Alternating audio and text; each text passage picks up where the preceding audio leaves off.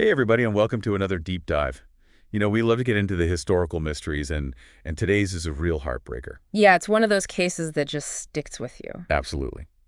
So we're going back to 1987 Okay. to Bemidji, Minnesota. Familiar with Bemidji? I've heard of it. It's in Yeah. Minnesota, right? Yep. Up north. Up north. Okay. So June 1987, Bemidji's getting ready for their annual water carnival. Oh, cool. Parades and fireworks and all the fun summer stuff. And in the middle of all this excitement, a young woman named Anita Carlson disappears. Oh, no. And it leaves a mystery that still haunts the town today.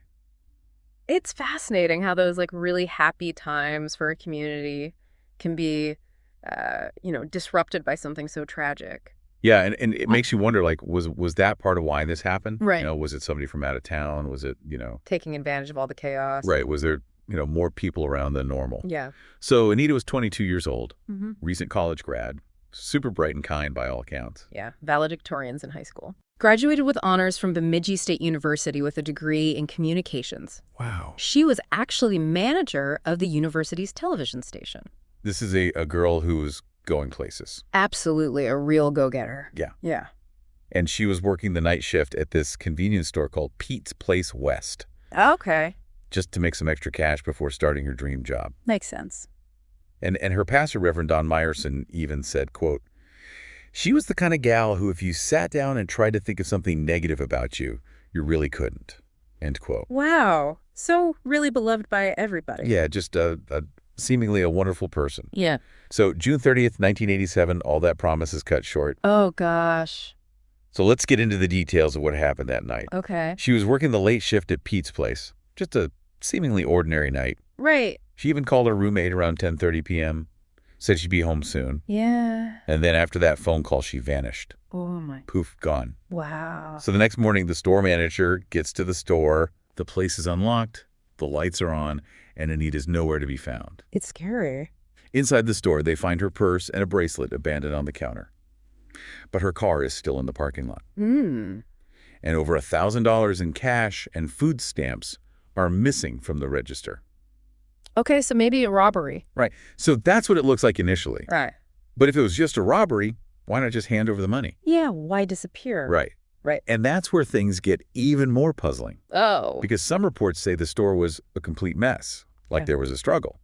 But other reports claim there were no signs of a fight at all. Oh, so that's interesting conflicting reports. Yeah. So was it a robbery gone wrong? Hmm. Was Anita specifically targeted? Or was there something else going on entirely? Right. Was it completely random? We need to figure this out. So you can imagine the panic that sets in law enforcement. Anita's friends, family, volunteers from the community, they all launched this massive search. I bet. They're desperate to find her. And you mentioned the water carnival, too. So you have a ton of visitors in town. Right. It's just chaos. Yeah, it's just a really strange mix of circumstances. Yeah, so they start interviewing people who'd been at the store that night, checking alibis, trying to piece together a timeline. Hmm. But it was like searching for a needle in a haystack. Right. The search continued for days, Oh, wow. covering something like 280 miles across southern Beltrami County. They used search dogs, helicopters, everything. Wow. All this time, Anita's family's just waiting, hoping for any news. I can't imagine. And then 5 days after she disappears, a civilian searcher makes a horrifying discovery in a wooded area near Scribner Hill. Oh, no. They found her, Oh, God. and it wasn't the news anyone was hoping for. I bet. Welcome back to the deep dive into Anita Carlson's disappearance. This is the part I always hate, Yeah. knowing they found her body. It's just never good news. Never. So where was she, and what condition was she in? So they found Anita's body hidden in some thick brush near Scribner Hill, about 5 miles south of Bemidji. And it was a gruesome discovery. She had been shot twice in the back of the head, and she was partially clothed. Oh, my God. Yeah. That's horrible. Yeah. Did they find any sign of whoever did this? There wasn't a lot to go on right at the scene, but they did find some car parts near her body, Oh, really? which the investigators thought, okay, maybe this is it. This is from the car we took from one of those guys. Right. But no tests showed that the parts didn't match. UGH. It's like every time they got a little bit of hope, it just went nowhere. Another dead end. It's so frustrating. Mm. Like you're trying to solve a puzzle, but you don't have all the pieces. Right. And And then there's the pressure of knowing that there's a killer out there somewhere. Right, and it's 1987, so we don't have the fancy forensic tools we have today. Oh, yeah. DNA testing wasn't around back then. Not really, no. It was in its very early stages. Wow. So they were relying on fingerprints and eyewitness accounts and just Sure. whatever physical evidence they could find. That had to be so difficult. Yeah. You know, nowadays, DNA can often be the key to cracking these cases wide open, but back then, they didn't have that. It makes you wonder how many cases could have been solved if they had the technology back then that we have now. I know. It's really interesting to think about. So did they have any other leads besides those Wisconsin murders? Well, there was one detail that really caught their attention. Okay. There was an abduction that had happened a couple of years earlier near Pete's place. Hold on. Another abduction? Yeah. In the same area? Yep. Are you serious? A young woman was attacked and sexually assaulted, but thankfully she managed to escape. Okay. But those details are so similar to what happened to Anita, it makes you wonder, could it be the same person? Oh, my God. It's like something out of a movie. Right? Did they ever find the attacker? No, they didn't. That case went unsolved too. Wow. Which adds another layer to the mystery. It really does. So, did the police have any theories about who might have killed Anita? They did. But we have to remember, a lot of the information hasn't been made public. But we do know 3 individuals were questioned extensively early on. One of them even had their car searched. Oh, wow. But ultimately, they were all cleared. And then things took kind of an interesting turn when the FBI brought in a profiler. Ooh, a profiler. Okay. This could be good. What did they have to say? So the profiler looked at everything. The evidence, the crime scene photos, the witness statements, all of it. Yeah. And they came to a pretty startling conclusion. I'm listening. They thought that more than one person was involved in Anita's murder. What? So this wasn't just like a lone wolf kind of situation? That's what the profiler believed. They said that the abduction, the transport of the body, the disposal of the clothes, it all just seemed too complex for one person to have done all of that. Oh, wow. Yeah. So they thought there had to be at least 2 people. Right. So who were they? Who did they think the other person might be? Well, there was one unnamed person who kept coming up in the investigation. The police definitely had their suspicions, but they could never get enough evidence to arrest him. So frustrating. It is. So close, but not quite there. So what do we know about this mystery suspect? Not a lot. The details about this guy have been kept really hush-hush. Yeah. But what we do know is they lawyered up very early in the investigation. Lawyer it up. What does that mean? It means that they hired a lawyer to represent them. Okay. Which basically means they were super careful about what they said to the police. Ah, so they were like, I'm not talking without my lawyer. Exactly. Makes sense, I guess. But it does feel a little shady. Yeah. Like if you're innocent, why not just talk to the police? Well, you know it's a complex system and everyone has the right to protect themselves. True. Okay, so we've got this mystery suspect who lawyered up. Yeah. And then this idea that maybe there was a second person involved. What did the profiler think about that? They thought that maybe the second person was more reluctant, Oh. maybe more remorseful about what had happened. So like maybe one person was the mastermind and the other one was more like a follower.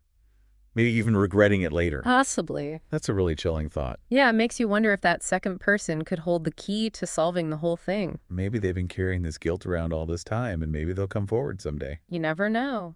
And that's why it's so important to keep these cases in the public eye. Keep talking about them. Right, because you never know who might be listening.